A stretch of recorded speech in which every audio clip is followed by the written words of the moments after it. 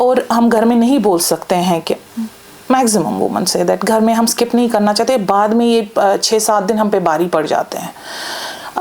ठीक है, अगर आप डिले करना चाहते हैं आप डिले करें, लेकिन you consult a doctor first, because इसमें डिले करने के तरीके हैं। You can take a combined pill, you can take a progesterone only pill also, but मेरे ख्याल से मेरा नज़रिया, मैं अपने हिसाब से बोल रही हूँ, it's better not to delay. आप शवाल के दिन में बरे, उसमें ज़्यादा सवाब है। शवाल के 6 दिन प्लस रमदान का महीना, it is equivalent to 1 year of fasting, isn't it?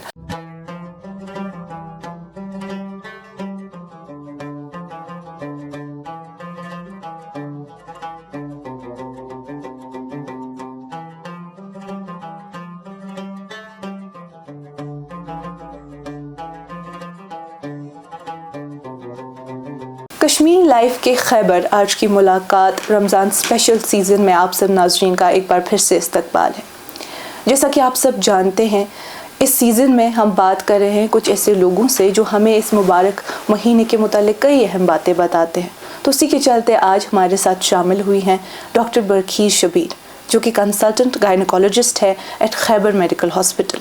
तो आइए आज की इस मुलाकात में इनसे तफसील से बात करते हैं। डॉक्टर अस्सलाम वालेकुम। वालेकुम अस्सलाम। मैम, आपका इस शुमारे में खैर मकदम। अस्सलाम वालेकुम, शुक्रिया मुझे इस शुमारे में बुलाने के लिए।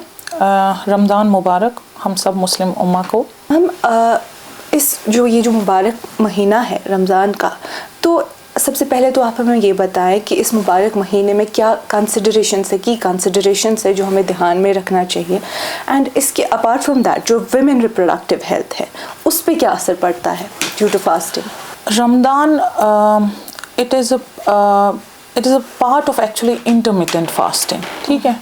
तो इंटरमिटेंट फास्टिंग तो आजकल बहुत हाइप पे है, आपको पता है इसके कितने फ़ायदे हैं। और ये बहुत ही आजकल यूरोपियन कंट्रीज़ और यहाँ पे भी बहुत ही ज़्यादा इसकी तारीफ़ होती है कि वेट मैनेजमेंट में, हेल्थ मैनेजमेंट में बहुत इम्पॉर्टेंट है। और हमारा तो 1400 साल पुरानी बात हमें हुक्म दिया गया था, तो अगर ये हुक्म अल्लाह ताला से आया है तो definitely it has lot of benefits for our health जी। अब इसकी की कंसिडरेशंस आप बोल रहे हैं, देखिए फ़ीमेल के लिए सबसे पहले जो है हैज़ और निफास में वो रोज़ा नहीं रख सकती, she is exempted, okay. She can fill up the days later. And फिर आता है lactational phase and pregnant women का, they are also allowed to skip जी। वो फिदिया दे सकती हैं या लेटर ऑन वो दिन भर सकती हैं। और इसमें ऐसा कोई हार्ड एंड फास्ट रूल नहीं है कि that you have to fast during your lactation और pregnant. If she feels, if she is comfortable, if she doesn't get any negative signals from her body, she can fast. If she is not a high risk pregnancy, if it does not impact her breastfeeding, she can fast. Has और निफास की तो बात ही नहीं आती, as it's totally exempted in that. ऐसी कुछ diseases अगर होंगी, medical disorders या medical diseases जहाँ पे आपको fast करना आपके लिए safe नहीं है, उससे नुकसान ही पहुँचेगा, you have to avoid those.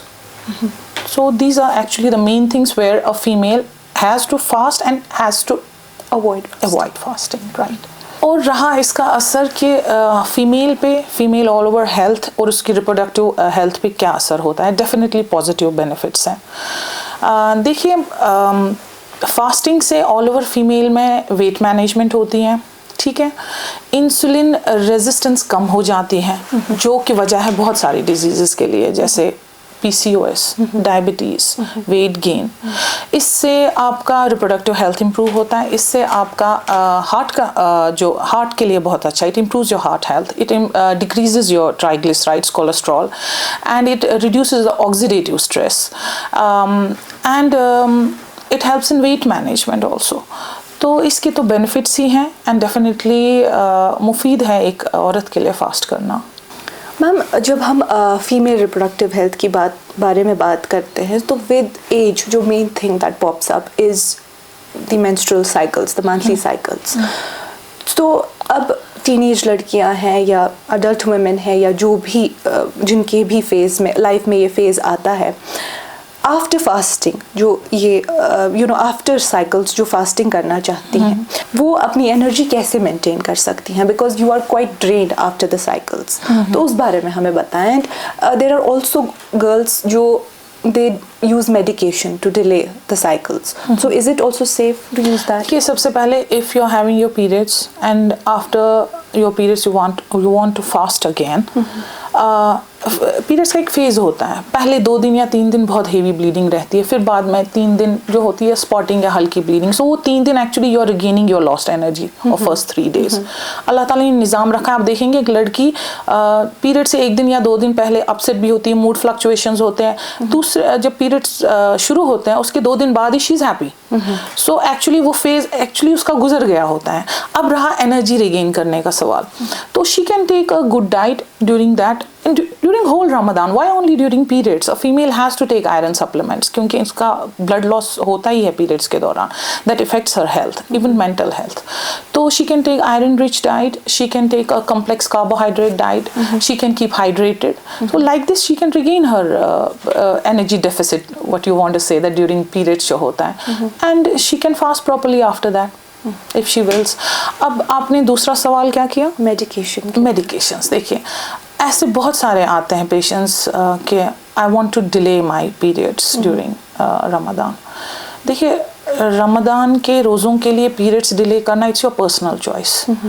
अगर ये आप पे वाजिब होता तो अल्लाह ताला ने वो निज़ाम ही खुद क्रिएट किया होता कि इस महीने में औरत को पीरियड्स नहीं होते। अल्लाह ताला ने खुद हमें वो एक ब्रेक दी है, राइट? तो अगर अल्लाह ताला ने ब्रेक दी तो हम कौन है उस ब्रेक को स्टॉप करने वाले? अब दूसरा ये होता है औरतों का कि हम ड्रेन आउट हो जाते हैं पीरियड्स के दौरान, तो और हम घर में नहीं बोल सकते हैं कि मैक्सिमम वुमन से दैट घर में हम स्किप नहीं करना चाहते, बाद में ये 6-7 दिन हम पे भारी पड़ जाते हैं। ठीक है, अगर आप डिले करना चाहते हैं आप डिले करें, लेकिन you consult a doctor first, because इसमें डिले करने के तरीके हैं। You can take a combined pill, you can take a progesterone only pill also, but मेरे ख्याल से मेरा नज़रिया, मैं अपने हिसाब से बोल रही हूँ, it's better not to delay. आप शवाल के दिन में बड़े, उसमें ज़्यादा सवाब है। शवाल के 6 दिन प्लस रमदान का महीना, it is equivalent to 1 year of fasting, isn't it? तो ये आपकी अपने पर्सनल ये है, लेकिन इससे हाँ, इससे आपके कुछ नुकसान हो सकता है। जो आप ये पीरियड्स डिले कर देते हैं, अगर ये आप ज़्यादा दिन डिले करते हैं, जैसे कि आपके शुरू में ही रमदान के शुरू में ही पीरियड्स आने में, आप दवाई तब से शुरू कर देते हैं, पूरा महीना 30 days तक आप डिले कर रहे हैं, तो हार्मोनल फ्लक्चुएशंस हो सकते हैं, तो आपके मूड फ्लक्चुएशंस हो सकते हैं, आपकी पीवी स्पॉटिंग होगी, तो वहीं का वहीं रोज़ा वहीं का वहीं धरा रह गया, तो इरेगुलर पीरियड्स हो सकते हैं बाद में जी। तो इस चीज़ को मद्देनज़र रख के हमें ये सोचना चाहिए। हाँ, हमारे एक हिसाब से हमारे लिए बहुत इजी होता है, फास्टिंग पूरे 1 महीने की कंटिन्यूस हो जाती है, लेकिन मेरे ख्याल से इट्स बेटर टू अवॉइड। जो चीज़ आपको दी है अल्लाह ताला ने रेस्ट करने के लिए, तो आप उसमें क्यों डिले करना चाहते हैं? मेरा अपना पर्सनल व्यू यही है। Okay, so apart from these cycles we have many other gynae issues, जैसे we have irregular cycles, हमारे hormonal imbalances होते हैं, we have polycystic ovarian syndrome which is quite common these days, and endometriosis as well. तो ये सारे issues के बारे में अगर हम बात करें और fasting के बारे में अगर हम बात करें, so क्या fasting का कोई positive या negative impact होता है on these things? देखिए नेगेटिव इम्पैक्ट हम फास्टिंग का तब लेंगे when we go on a starvation. Fasting is, I told you what it is, you have to skip your meals और you have to stop your food intake for few hours, so it comes under that umbrella term intermittent fasting, जो 3 किस्म की होती है। एक होती है 5:2, 5 days of feast and 2 days of fast. Then there is this restricted intake of food, that's for our Ramadan के रोज़े, and then we have alternate fasting. इन तीनों के benefits है all over proved, throughout the world it's proved. It has beneficial effects for your body, on your body. तो similarly जो आप जैसे PCOS बोल रहे हैं, PCOS में मेन चीज़ क्या होता है? It is anovulation, it is amenorrhea, irregular cycles, it is hirsutism, it's acne, it's weight gain. All this is actually insulin resistance due to insulin resistance. ठीक है, अगर आप फास्ट करते हैं तो इंसुलिन सेंसिटिविटी बढ़ जाती है, तो मेन जो पिलर है PCOS का वो ही जब कट जाए, it's going to benefit you, right? Yeah, exactly. So और जब आप फास्ट करते हैं तो आपके cholesterol levels, TG levels definitely decrease होती हैं, आपका एंड्रोजन लेवल्स डिक्रीज़ होती है, आपके टेस्टोस्टेरोन लेवल्स डिक्रीज़ हो जाती हैं। ठीक है, नेगेटिव की तरफ नहीं, पॉजिटिव साइड। जब वो डिक्रीज होंगी, आपके एंड्रोजन लेवल्स, टेस्टोस्टेरोन लेवल, आपकी ट्राइग्लिसराइड्स, कोलेस्ट्रॉल, आपका वेट मैनेजमेंट हो जाएगा, आपका हिर्स्यूटिज्म, एक्ने, ओके, ये सारा भी डिक्रीज हो जाएगा। तो मुझे लगता है लड़की के लिए तो बहुत ही बेनिफिशियल है। दूसरा, अब आप एंडोमेट्रियोसिस की बात कर रहे हैं। देखिए एंडोमेट्रियोसिस क्या है? It's an actually presence of active endometrium, endometrial glands and stroma in a place other than uterine mucosa. ये आपको यूट्रस के अंदर भी हो सकता है, उसको एंडोमेट्रियोसिस इंटरना कहते हैं। ये यूट्रस के बाहर, ओवरी, फैलोपियन ट्यूब, कॉलन, कहीं पे भी हो सकता है, उसको एंडोमेट्रियोसिस एक्सटर्ना कहते हैं। जो एंडोमेट्रियोसिस इंटरना है, that's adenomyosis. Okay okay, externa में आपका आता है पेल्विक एंडोमेट्रियोसिस, ओवरी में जमा हो गया, फैलोपियन ट्यूब पे है डिपॉजिट्स, कॉलन पे है, तो ऑल ओवर कहीं पे भी हो सकते हैं। What is it actually? इसकी बहुत सारी थ्योरीज दी गई हैं कि ये किस वजह से है। रेट्रोग्रेड मेंस्ट्रुएशन जैसे, lymphatic spread, vascular spread, direct implantation, ये all it's an inflammatory condition actually. It's not a neoplastic condition but it can change into malignancy. Okay, it is not a malignant condition but it can change, okay, and it's actually an inflammatory procedure. And रोजे से, रमदान से, हमारे fasting से हमारे inflammatory markers कम होते हैं, ठीक है, तो डेफिनेटली वहाँ पे कुछ ना कुछ बेनिफिट होगा। ओके, अगर हम प्रेग्नेंट औरतों के बारे में बात करें तो इस महीने में जो औरतें रोज़ा रखने का इंतखाब करती हैं हु आर प्रेग्नेंट, तो वो एडिक्वेट न्यूट्रिशन कैसे हासिल कर सकती हैं? देखिए एडवोकेट न्यूट्रिशन सिर्फ हमारी प्रेग्नेंट लेडीज़ या लैक्टेटिंग मदर्स को, ऑल ओवर वुमेन फोक को इसका ख्याल रखना है। अब प्रेगनेंसी और लैक्टेशन में देखिए, प्रेगनेंसी में आपको ये जो बोला जाता है 2 लोगों के लिए खाना है, it's not true. it's not a disease, it's a normal this thing. तो आपको हाइड्रेटेड रहना है, आपको हेल्दी डाइट लेनी है, हेल्दी डाइट और ऐसी डाइट लेनी है जो आपको एनर्जी क्रैश ना करे। जैसे कि हम इफ्तियारी में बहुत स्वीट्स ले लेते हैं, हमारी आदत है ना, मीठा, स्वीट्स, सब कुछ, डेजर्ट, सब कुछ होते हैं। सो एक एनर्जी क्रैश नहीं करना है हमें अपनी बॉडी में, ठीक है।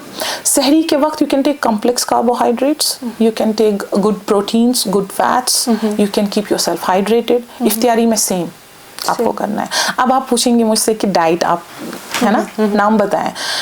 जैसे कि कॉम्प्लेक्स कार्बोहाइड्रेट्स में ओट्स आते हैं, ब्राउन रोटी आती हैं, और गुड प्रोटीन्स में आप एग्स ले सकते हैं, फिश ले सकते हैं रिच इन ओमेगा, आप कर्ड ले सकते हैं। मैं हमेशा अपने पेशेंट्स को एक बात बोलती हूँ कि लस्सी तुम्हारी बेस्ट फ्रेंड है, it's really good, it's really good for women, it works wonders. तो आप हाइड्रेटेड रह सकते हैं और आप अपनी डाइट का ख्याल रखें, अपने सप्लीमेंट्स रेगुलरली लें, वो आप स्किप ना करें, you can maintain your energy. जैसे कि प्रेग्नेंट और lactating mothers, they will get those science from the body, that negative signals, okay, कि जैसे एक प्रेग्नेंट औरत फास्ट करती हैं तो उसे लग रहा है कि सर में दर्द है, उसे लग रहा है कि फीटल मूवमेंट कम हो रही है, उसे लग रहा है कि she is not keeping well. So आप रोज़ा क्यों रख रहे हैं फिर, है ना? आपको रखने की ज़रूरत नहीं है। एक लैक्टेटिंग मदर अगर रोज़ा रख रही है, वो महसूस कर रही है कि उसका ब्रेस्ट फीड, मतलब उसका कम हो रहा है, वो ठीक है, इफेक्ट हो रहा है, ब्रेस्ट मिल्क प्रोडक्शन पे इफेक्ट हो रहा है, देन आप फास्ट ना करें। अब अगर आप fast, it's your personal choice, अगर आप फास्ट करना चाहते हैं इट्स वेरी गुड। प्रेगनेंसी तो खुद एक इबादत का फेज है ना, it's a phase of worship actually. You are taking care of your body and you are taking care of the life inside you. So आप इबादत ऑलरेडी कर रहे हैं, आपका दर्जा अल्लाह ताला ने ऑलरेडी ऊपर रखा है, उसमें आप अगर फास्ट करना चाहते हैं इट्स योर विश, नहीं करना चाहते आपका दर्जा अल्लाह ताला ने ऊपर रख ही दिया है उस दौरान।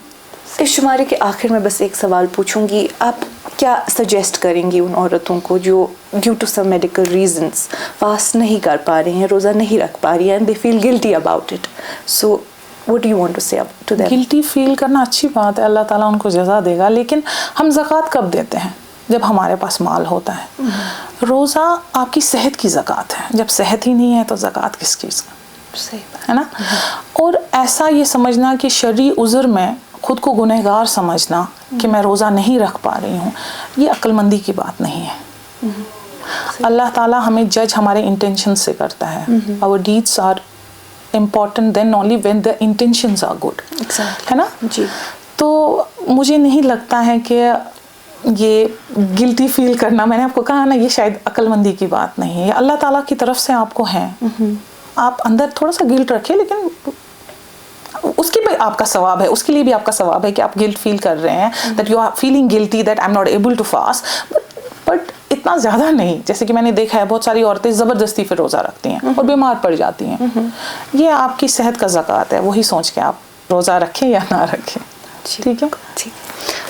डॉक्टर मैम, ये हमारी स्पॉन्सर्स खैबर सीमेंट की तरफ से आपके लिए थैंक यू। आज की मुलाकात में इतना ही। बाकी अपडेट्स के लिए बने रहिए कश्मीर लाइव के साथ।